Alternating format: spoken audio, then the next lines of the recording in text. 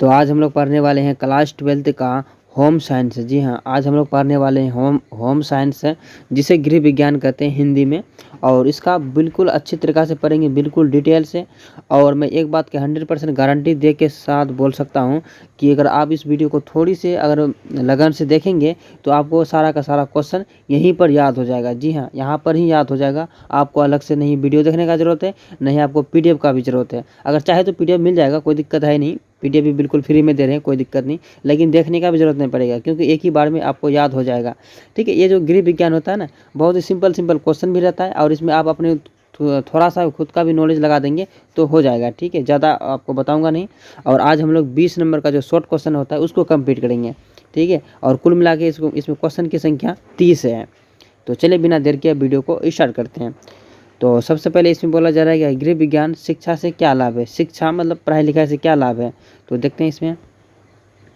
इसका उत्तर में आपको लिखना है क्या, गृह विज्ञान विषय में आहार एवं पोषण, स्वास्थ्य, सफाई व शिशु मतलब क्या होता है, छोटे बच्चे, ठीक है, कल्याण आदि का वैज्ञानिक ज्ञान दिया जाता है। मतलब कि शोषण मतलब घर द्वार का, और जो छोटे छोटे चीज़ें होती हैं, और शिशु मतलब बच्चे का ज्ञान दिया जाता है। और भी तरह तरह का ज्ञान दिए जाते हैं इसमें, जिसमें वह व्यक्तित्व प्रतिदिन के प्रत्येक कार्य वैज्ञानिक रूप से कर सकते हैं। मतलब कि जो प्रतिदिन जो काम करते हैं उसके बारे में भी नॉलेज मिलते हैं। ठीक है, तो सबसे पहले आपको गृह विज्ञान का ये भाषा तो आपको याद रखना है हर हाल में। ठीक है, याद हो ही गया होगा, मुझे भी लगता है। अगर आपको नहीं याद हो रहा है ना, तो आप बहुत ही ढीला है। ठीक है, तो थोड़ा देखिए इसमें त्वचा से।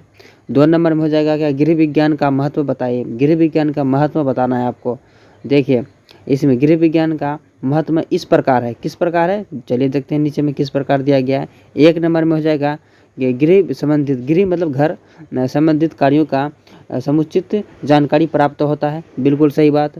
2 नंबर में हो जाएगा क्या, बच्चों की पारिवारिक सदस्यों की देखभाल की जानकारी प्राप्ति होती है। ये भी सही बात है।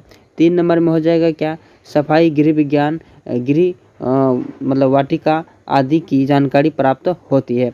तो ये तीन जो पॉइंट बताए ना, ये सबको अगर याद रख लेंगे तो अगर क्वेश्चन आएगा धड़ाक से अगर 2 नंबर में, तो आप 2 क्वेश्चन भी लिख सकते हैं। मतलब कि 2 पॉइंट भी लिख देंगे ना, फिर भी आ जाएगा फुल में फुल मार्क्स। जी हाँ, चलिए अब तीसरा नंबर देखते हैं। तीसरा नंबर में बोला जा रहा है कि गृह प्रबंध से आप क्या समझते हैं। तो जो पहले बेसिक चीज़ है ना, तो उसको तो बताना ही पड़ेगा, क्योंकि अगर इसमें अगर क्वेश्चन बहुत ज़्यादा पूछने का संभावना रहता है इसमें, जो ज़्यादा क्योंकि बोर्ड एग्जामिनर थोड़ा परेशान करने के लिए नहीं चाहते हैं, तो इसलिए थोड़ा देखना ज़रूरी है मेरे भाई। इसको देखना पड़ेंगे, ठीक है, नहीं तो महंगा पड़ेंगे। देखिए 3 नंबर में हो जाएगा क्या, गृह प्रबंधन से आप क्या समझते हैं। तो देखिए इसमें हो जाएगा क्या, गृह प्रबंधन के साधारण शब्दों का प्रबंध है। एक साधारण है हमारे पास जिस और परिस्थिति में जो भी साधन उपलब्ध, यानी परिस्थिति में, यानी अभी जो साधन अभी उपलब्ध है, वर्तमान में उपलब्ध रहते हैं, उसका सर्वोत्तम, ठीक है, प्रयोग मतलब उसका सर्वोत्तम यानी कि पूरी तरीक़ा से प्रयोग करें, जिसमें हमारी इच्छाएं और उद्देश्य पूरा हो सके। परिवार के लक्षणों को प्राप्त करने के उद्देश्य से परिवार के संसाधनों को प्रयोग, मतलब साधनों, ठीक है, साधनों के प्रयोग के लिए किया गया है। और क्या आगे बोला जा रहा है, क्या बोला जा रहा है, क्या आयोजन, क्या बोला जा रहा है, आयोजन और नियंत्रण एवं मूल्यांकन ही गृह प्रबंधन है।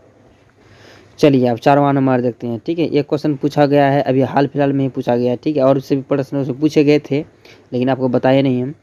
चलिए आगे बोला जा रहा है क्या, पीयूष, इसमें बोला जा रहा है पीयूष ग्रंथि क्या होता है। पीयूष जो ग्रंथि क्या होता है, पीयूष ग्रंथि, तो इसका आंसर लिखना है क्या, पीयूष ग्रंथि एक अंतरस्रावी ग्रंथि है, जिसका आकार एक मटर के दाने के जैसे होता है, और इससे, ठीक है, इससे पैदा होने वाला हार्मोन अन्य स्रावी ग्रंथि की सक्रियता को उत्सर्जित करता है। इसे मास्टर ग्रंथि भी कहते हैं। और पीयूष विकास होने का मतलब है कि हार्मोन का बहुत अधिक कम हो जाना। ठीक है, अधिक या कम हो जाना, इसमें दोनों हो सकता है, या कम या ज़्यादा। ठीक है, तो इसको बस आप याद रख लीजिए, ज़्यादा मैं इसको डिटेल में बताऊंगा नहीं। ठीक है, तो बताने में सही नहीं लगता मुझे, तो आप लोग इसको पढ़ लीजिए, बस काम हो जाएगा, आपको कोई दिक्कत नहीं है। अगर आप लोग समझ सकते हैं तो पढ़ सकते हैं, कोई दिक्कत नहीं। चलिए आगे बोला जा रहा है क्या है, मासिक धर्म क्या है। ठीक है, मासिक धर्म क्या है। मासिक धर्म लड़कियों स्त्रियों हर महीने योनि से होने वाला लाल रंग के स्राव को कहते हैं। ठीक है, स्राव को कहते हैं। और 10 से 15 साल की आयु की लड़की का और अंडाशय हर महीने एक विकसित अंडा का उत्पन्न करना शुरू करता है।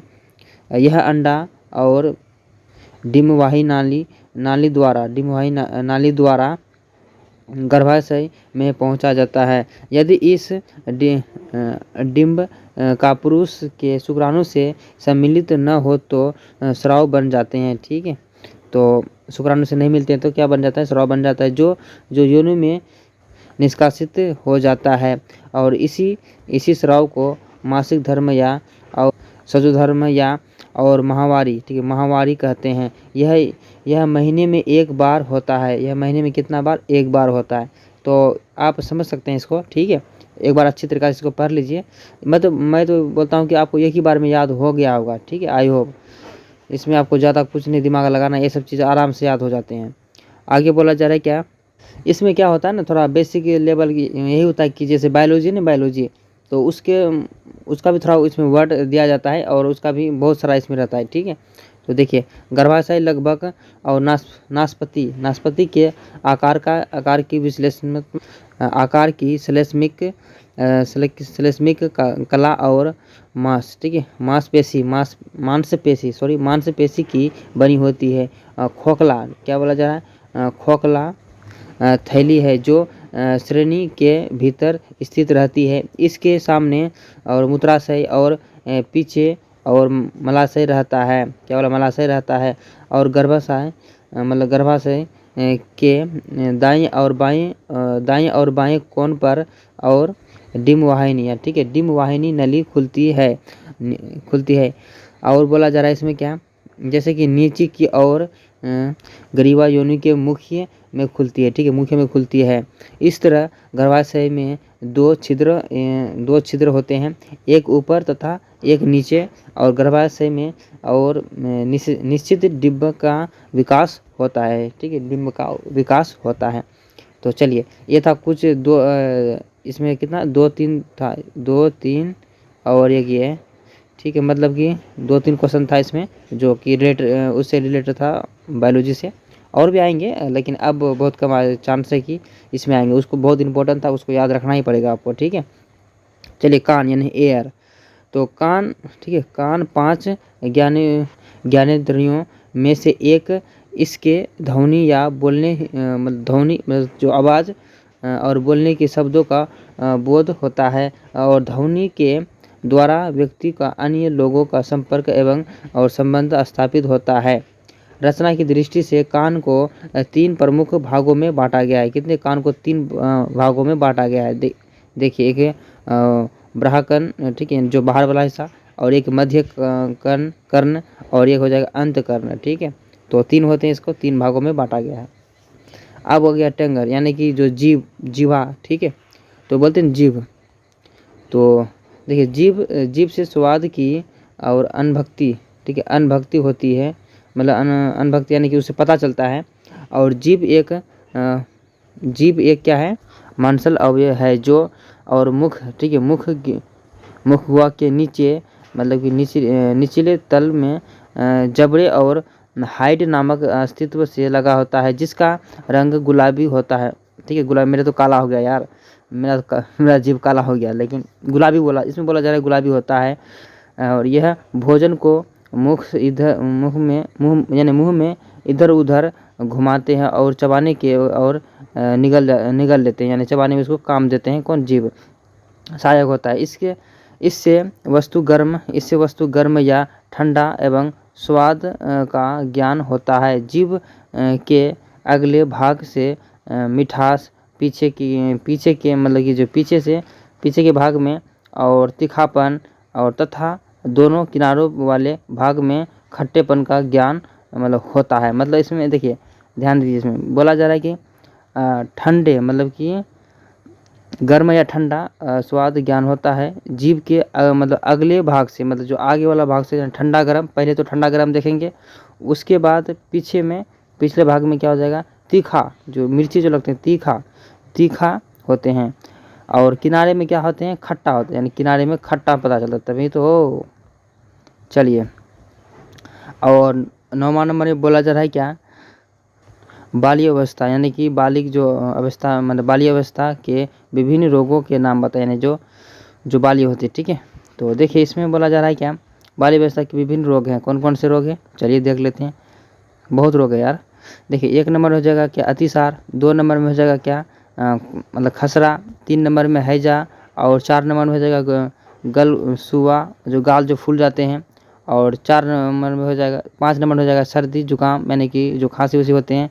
6 नंबर में हो जाएगा निमोनिया, बहुत बीमारी है निमोनिया, बच्चे को तो होना ही है निमोनिया, मुझे लगता है कि बहुत बच्चे को हो गया है। ठीक है, होता ही है लगभग अक्सर। और 7 नंबर हो जाएगा कान का दर्द। बाप रे, मैं बहुत कान का दर्द मेरा हो रहा था पहले छोटे में, मैं जब था ना, ठीक है, मुझे कान में बहुत दर्द हो रहा था। और 7 नंबर हो जाएगा आँख दुखना, दर्द करना। और 8 नंबर में आ जाएगा क्या, गोल कृमि आदि, यानी कि जो कृमि होते हैं ना, जो पेट में कृमि, तो वो भी होते हैं बच्चे में। ये सब कुछ बीमारी प्रमुख बीमारी है, जिसमें से इसमें मेरा 2 प्रमुख बीमारी मेरा था। कौन कौन, एक कान दर्द, ठीक है, बहुत होता था मेरा। चलिए, पेट भी दर्द होता था कभी, लेकिन कम होता था। देखिए अब देखिए निमोनिया क्या है। निमोनिया में शिशुओं के फेफड़ा होता है ना, जो फेफड़ा समझते हैं, फेफड़ा की वायु को कोशिकाओं तथा मतलब श्वास नली में संक्रमण के कारण उत्पन्न होता है। और यह कोशक नामक जीवाणु होता है। इसका नाम क्या है, कोशक। ठीक है, इस जीवाणु का नाम क्या, कोशक नामक जीवाणु के कारण होता है। इससे बचपन के लिए बच्चों को ठंडे के दिनों में उपयुक्त कपड़े पहनना चाहिए, यानी कि जो ठंडी लगने से ज़्यादा होता है। ठीक है, तो ठंडे का दिन में खास करके इसको ध्यान रखने चाहिए। ठीक है, क्योंकि उससे भी होता है ठंडी के दिन में। चलिए आगे बोला जा रहा है क्या, विकलांगता क्या है। तो विकलांगता वह है जो किसी क्षति अथवा अक्षमताओं से किसी भी व्यक्ति को होने वाला वह नुकसान है जो उसकी वायु, ठीक है, उसकी आयु उम्र, ठीक है, आयु की लिंग, सामाजिक तथा सांस्कृतिक कारकों से जुड़ा हुआ है, सामान्य भूमिका को और निभाते हैं, ठीक है, निभाने से रोकता है। तो ये हो गया। चलिए 12 नंबर में देखते हैं। 12 नंबर में बोला जा रहा है क्या, तीक्ष्ण अतिसार एवं दीर्घकालीन अतिसार क्या है, इसमें बताना है आपको। देखिए तीक्ष्ण अतिसार और अत्यधिक अतिसार, यह थोड़े समय के लिए परंतु बहुत गंभीर रूप से होता है। 24 से 48 घंटे तक रहने वाला यह अतिसार अस्वच्छ, गले सड़े और बासी भोजन से होता है। ठीक है, गले सड़े बासी भोजन से होता है, क्या होता है, अतिसार।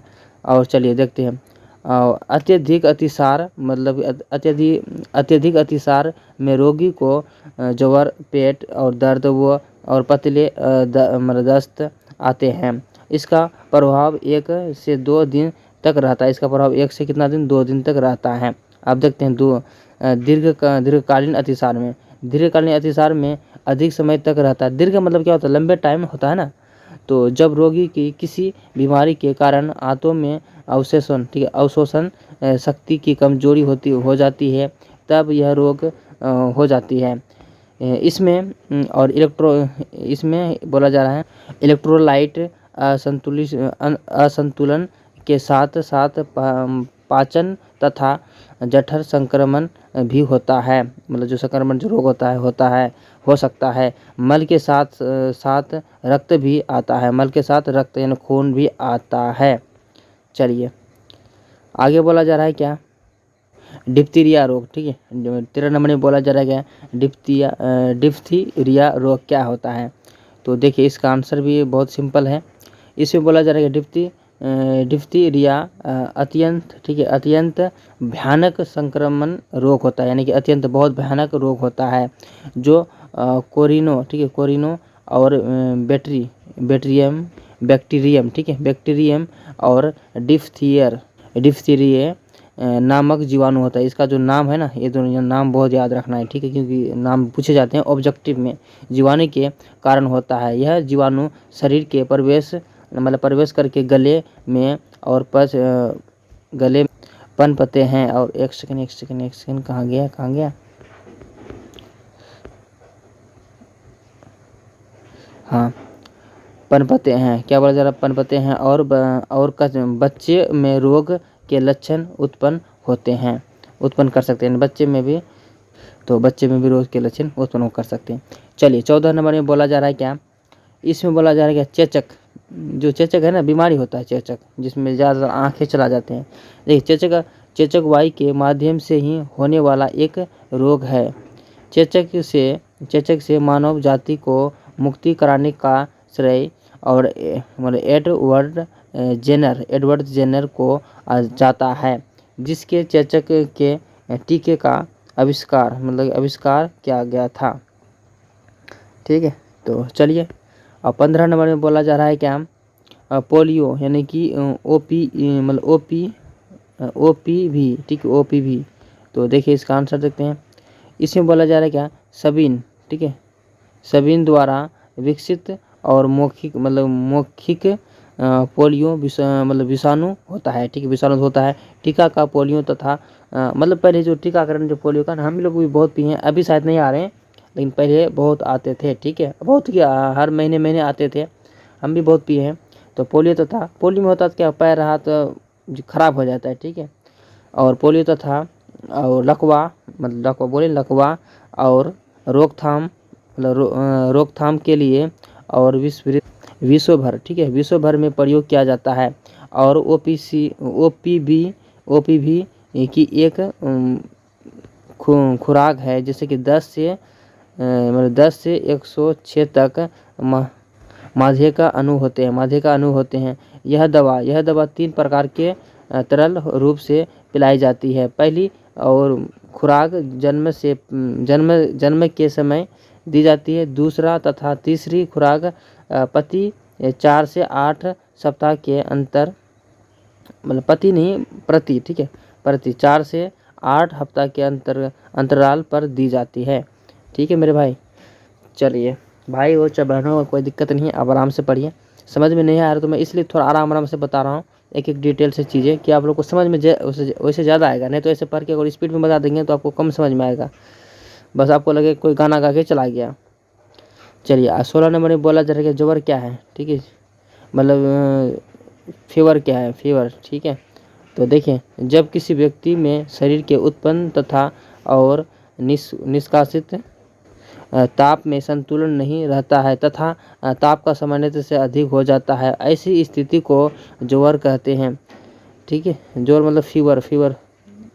तो जैसे बुखार हो गया ना, बुखार, ठीक है, तो बुखार जैसे मानव शरीर का सामान्यतः ताप कितना 37 से सेल्सियस डिग्री यानी कि 98.96 और फ़ारेनहाइट होता है। और इस व्यक्ति को ज्वर कई कारणों से, जैसे संक्रमण की रोग के कारण, प्रतिरोध और मध्यस्थता और दुर्भावनापूर्ण तथा नशे आदि से आ सकता है, नशे आदि से आ सकता है। ठीक है, तो चलिए, तो बुखार भी होते हैं, तो उसमें भी बहुत दिक्कत होता है। बुखार में बहुत दिक्कत होता है। चलिए अस्थाई, इसमें बोला जा रहा है कि अस्थाई दांत क्या होता है, अस्थाई दांत। तो देखिए, बालक में अस्थाई दांत 20 दांत निकलने के बाद अस्थाई दांत निकलता है। जब ये अस्थाई दांत टूटने में उनकी जगह अस्थाई दांत निकलते हैं। ये दांत 6 वर्ष से निकलकर प्रारंभ होते हैं। अस्थाई दांत 25 वर्ष की आयु तक निकलने जारी रहते हैं, निकलने तक जारी रहते हैं, 25 वर्ष तक निकल सकते हैं। ठीक है, चलिए, जैसे कि एक साइड वाले लास्ट पीछे में दांत उड़ते हैं, ठीक है, जो अस्थाई दांत बोलते हैं उसको। चलिए आगे बोला जा रहा है क्या, क्षय रोग या तपेदिक या फिर टीबी। ठीक है, तो टीबी तो जानते हैं आप लोग, जो फेफड़े में जो होते हैं टीबी। देखिए, इसके रोग टीबी और तपेदिक और ट्यूबर, ठीक है, ट्यूबर क्लोसिस भी कहा जाता है। तो यह रोग वायु के द्वारा फैलता है, वायु को देने हवा के द्वारा फैलता है। इस रोग को फैलने वाले जीवाणु का नाम था, उसका नाम क्या, ट्यूबरकिल, ठीक है, क्या करते हैं, उसका नाम था क्या, ट्यूबरकिल, ठीक है। तो वो जो ट्यूबरकिल होता है बहुत ज़्यादा हरामी होता है, वही तो फेफड़े में जाके अटकते हैं। और क्या बोलते हैं, बेसिलस। तो ये जो है, यह रोग शरीर के विभिन्न भागों में हो सकता है, जैसे फेफड़े तथा और तपेदिक आंत तथा तपेदिक ग्रंथ का, और तपेदिक यानी रीढ़ की हड्डी, बाप रे, रीढ़ की हड्डी में तो बहुत खराब बीमारी है यार, तपेदिक। इसमें से फेफड़े का तपेदिक सबसे अधिक फैलता है। यानी कि मुझे भी एक बार टीबी हुआ था, ठीक है, छोटे में मैं था तो उसमें मुझे टीबी हुआ था, जो मुझे फेफड़ा में होता है, इसलिए मैं आपको बता रहा था कि फेफड़ा में ज़्यादातर होते हैं, ठीक है। तो यह रोग मनुष्य के अतिरिक्त जानकारी में भी, मतलब कि जानवरों में भी हो सकता है, ठीक है। यह सब जो मनुष्य है तो मनुष्य यानी जानवरों में भी हो सकता है। चलिए, और ये जो बोला टेटनस, टेटनस आप लोग जानते हैं भाई, टेटनस आप लोग जानते होंगे 100%। तो इसका हिंदी में नाम होता है ना कि धनुष धनुष धनुष बांध, ऐसे कुछ नाम है, ठीक है, हिंदी में, लेकिन इसका इंग्लिश में नाम है टेटनस रोग। तो टेटनस रोग अब आप लोग ने छोटे छोटे बच्चे यानी जो देखे होंगे, जैसे कि बकरी का बच्चा होता है, अधिकतर ठंडी का दिन में उसको टेटनस जब होता है ना तो अकर के रहता है, जबड़ा बंद होने लगता है, पैर हाथ अकर जाता है, और उसको धूप में रख देते हैं, जो कम समझते हैं। लेकिन धूप में रखने से ना उसका अंदर का जो बैक्टीरिया है, वायरस है, और तेज़ी से उपसृत, मतलब तेज़ी से फैलना शुरू करता है। जैसे कि 10 दिन टिकेगा बच्चा, तो अब टिकेगा 5 दिन, तो उसको ठंडा में जितना रखेंगे उतना कम होगा। तो चलिए देखिए, यह रोग अधिकतर जंग, मतलब जंग लगे धातु में होता है। यानी कि जो जंग होता है ना, कांटे वगैरह, कील वगैरह, तो उसमें जंग लगा होता है ना, तो अगर पैर उसमें कभी पड़ जाए गलती से, तो उसको पहले साफ करवाना। एक टेटनस का भी इंजेक्शन भी होता है, मतलब कि उसका, तो ठीक है, वैक्सीन भी होता है उसका।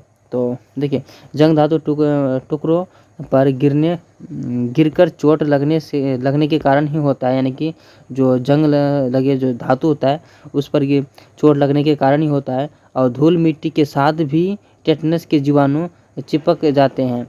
तो मतलब ज़्यादातर उसमें होता है, लेकिन और भी जगह हो सकते हैं, तो चिपक जाते हैं। यदि रोगी का तत्काल टेटनस का इंजेक्शन न लगाया जाए तो यह रोग हो जाता है। यानी कि तत्काल में जल्दी नहीं लगाया जाए तो ये रोग हो जाता है, और बहुत ख़राब बीमारी है ये, ठीक है, बहुत आदमी जीते जाता है, मर जाता है। इस रोग के जीवाणु का नाम क्या है, मांसपेशियों के अधिक प्रभावित करते हैं, मांसपेशियों को अधिक प्रभावित करते हैं। चलिए अब देखते हैं अतिसार क्या होता है। देखिए, अतिसार जब बच्चा दूध हजम नहीं कर पाता है, तब उसे पेट की दर्द में होता है, मतलब पेट दर्द होता है, और दस्त मतलब होते हैं, जैसे कि बोलते हैं इसको, क्या हो गया, दस्त आप समझते हैं, प्रारंभ हो जाता है। साथ ही उसके पेट दर्द के साथ फूल जाता है, पेट भी फूल जाता है, और एवं पैरों के ऐंठन भी होने लगता है, और वह बार बार टांगों को पेट की तरफ मोड़ता है, जिसे अतिसार कहते हैं। यह दूध पीने वाली बोतल या क्या बोलते हैं, निप्पल की ठीक से सफाई नहीं, मतलब जो उसका जो निप्पल समझते हैं आप, निप्पल हो गया जो ढक्कन होते हैं ना, ढक्कन, तो बोतल का ढक्कन, निप्पल की ठीक से सफाई नहीं, यानी बोतल को जो दवाई पिलाते हैं उसको ठीक से सफाई नहीं करते हैं, या जैसे कि जो दूध वाले बोतल रहते हैं उसको भी अगर सफाई नहीं करते तो भी हो जाएगा।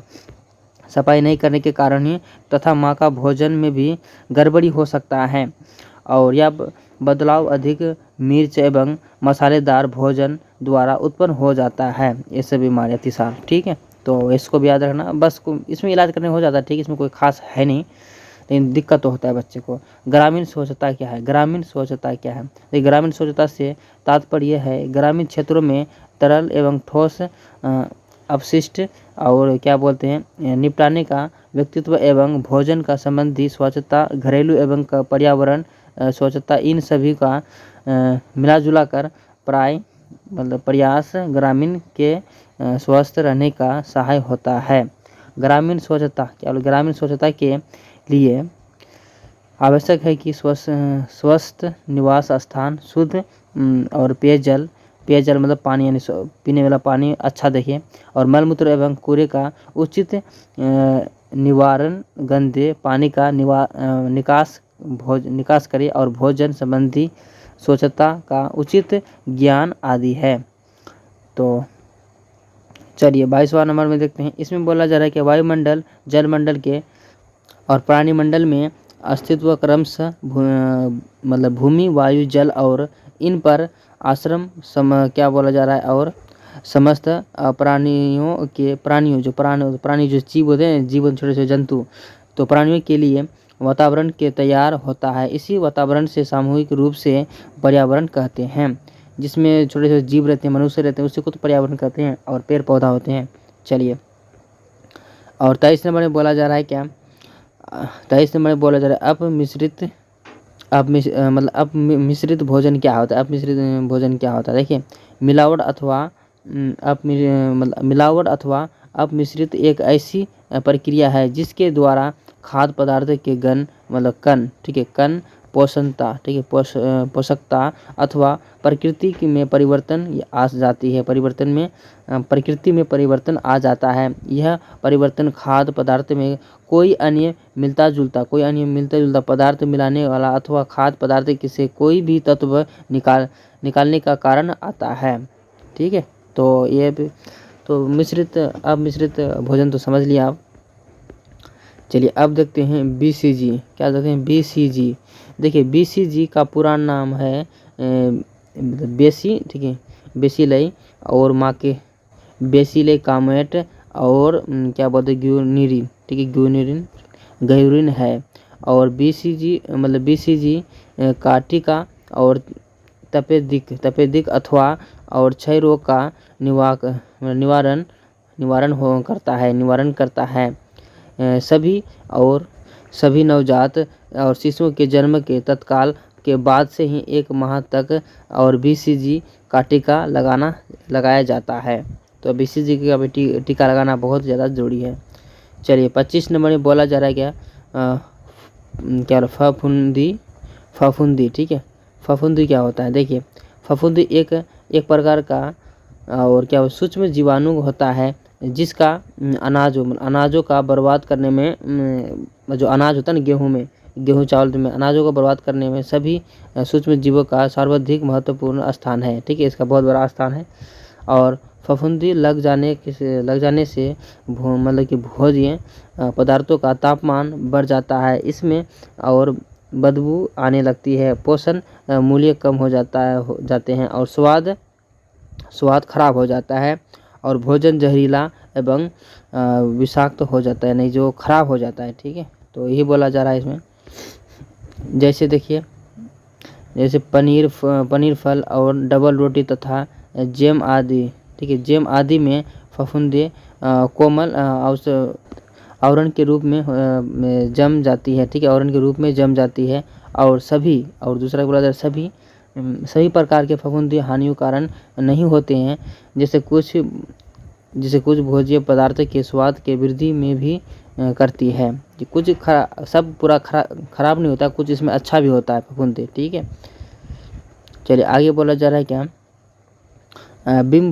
ठीक है, बिम्बाणु, ठीक है, बिम्बाणु क्या होता है, देखिए प्लेटलेट्स छोटी रक्त कोशिका होती है जो शरीर के रक्त स्राव को रोकने का, जो हाथ पर जो कट जाते हैं उसको रोकने का काम करता है और थक्के बनाने में मदद करती है। जो हाथ कट जाने के बाद तुरंत खून बहते नहीं रहता है ना, उसके बाद खून कुछ देर के बाद रुक जाता है, उसी को बोलते हैं प्लेटलेट्स, काम करता है उसी में। प्लेटलेट्स का कुछ तसीले होते हैं, इसलिए कहीं कट जाने पर ये अधिक संख्या में और इकट्ठा होकर आपस में चिपक जाते हैं और कटे स्थान को भी भर देते हैं, जिसके रक्त स्राव बंद हो जाता है। और सामान्य प्लेटलेट्स, यानी कि जो नॉर्मल आदमी होता है उसका प्लेटलेट्स का काउंटिंग, मतलब उसका जोड़ करके कुल तो 1.5 लाख से कितना होता है, यानी कि 1.5 लाख से 4,50,000 प्रति माइक्रो, ठीक है, माइक्रो लीटर रक्त में होता है, यानी 1 लीटर में इतना होता है, यानी 1.5 लाख से 4.5 लाख के आसपास। चलिए, और कम हो जाता तो मेरे भाई का भी हो गया था, उसमें तो कम हो गया था बहुत, 15,000 के लास्ट थे लगभग, टाइम खत्म था, लेकिन फिर उसको एडमिट कर दिया गया, तो फिर उसको दवाई दारू देने के बाद ठीक हो गया। चलिए 27 नंबर में बोला जा रहा है कि पाचन तंत्र क्या होता है। देखिए, मानव पाचन तंत्र और जठरांत्र संबंधी मार्ग से बना होता है, जिसे जीआईसी ट्रैक या और पाचन तंत्र कहा जाता है। पाचन तंत्र का सहायक अंग है यकृति और अग्नाशय और पित्ताशय पित्ताशय जीआईसी ट्रैक अंगों में एक विश्लेषण श्रृंखला है जो मुंह से गुदा तक लंबी नली के रूप में होती है। पाचन में भोजन के टूटने का छोटे छोटे घटकों में शामिल किया जाता है, जब तक वह शरीर में अवशोषित नहीं कर जब तक अवशोषित उसको जब तक नहीं करते तब तो उसको छोड़ते नहीं है। चलिए, और 28 नंबर में बोला जा रहा है गलशोथ क्या है। गलशोथ क्या है? देखिए, गलशोथ एक संक्रमण रोग है जो अति सूक्ष्म जीवाणु परा और मैक्सो इसका नाम क्या है, मैक्सो वायरस के कारण होता है। यह एक व्यक्ति से दूसरे व्यक्ति में लार होते हैं, जो लार मुंह से निकलते हैं, लार नाक स्राव और व्यक्तिगत संपर्क से हो जाता है। इस रोग में कान के नीचे दर्द होने लगता है और गाल में सूजन हो जाता है, गाल भी फूल जाता है और रोगी में मुंह खोलने में खाने में दर्द हो जाता है। तो ये सब रोग यानी संक्रमण रोग यानी कि वायरस में होता है, ठीक है, एक दूसरे से जैसे खान पीन में।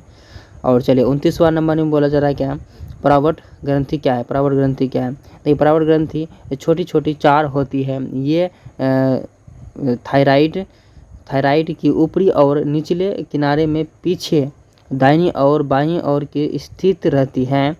आकार में यह मटर के दाने के समान होती है। ग्रंथ ऊतक, ठीक है, ऊतक के बनी होती है। एक तरह की 2 ग्रंथि आउटुट ग्रंथि, ठीक है, आउटुट ग्रंथि में एक ऊपर और एक नीचे की ओर रहती है। इसका अंग भूरापन के लिए लाल होता है। भूरापन के लिए क्या होता है? लाल होता है। चलिए, लास्ट और आखिरी क्वेश्चन में बोला जा रहा है क्या, थाइमस ग्रंथि क्या है। थाइमस ग्रंथि क्या है? यह ग्रंथि आउटुट ग्रंथि के नीचे और क्या बोला जा रहा है, श्वास प्रणाली के अग्रभाग आगे वाला भाग में रहती है और बाल्यकाल में ग्रंथ का आकार बड़ा रहता है और जो आयु बढ़ने लगता है तथा छोटा आयु छोटा रहता है तो बड़ा होता है, जब आयु जैसे बढ़ते हैं वो छोटा होने लगता है। इस ग्रंथि के स्राव प्रभाव के और जनजातियों के विकास तथा जननेंद्रियों के विकास तथा और आगे बोला जा रहा है क्या, यौवनारंभ पर पड़ता है। इस ग्रंथ के स्राव द्वारा अस्तित्व में खनिज लवण एक पत्र, ठीक है, एकत्रित होता है और इसकी मात्रा संतुलित रहती है। इसकी मात्रा क्या होता है? संतुलित रहती है।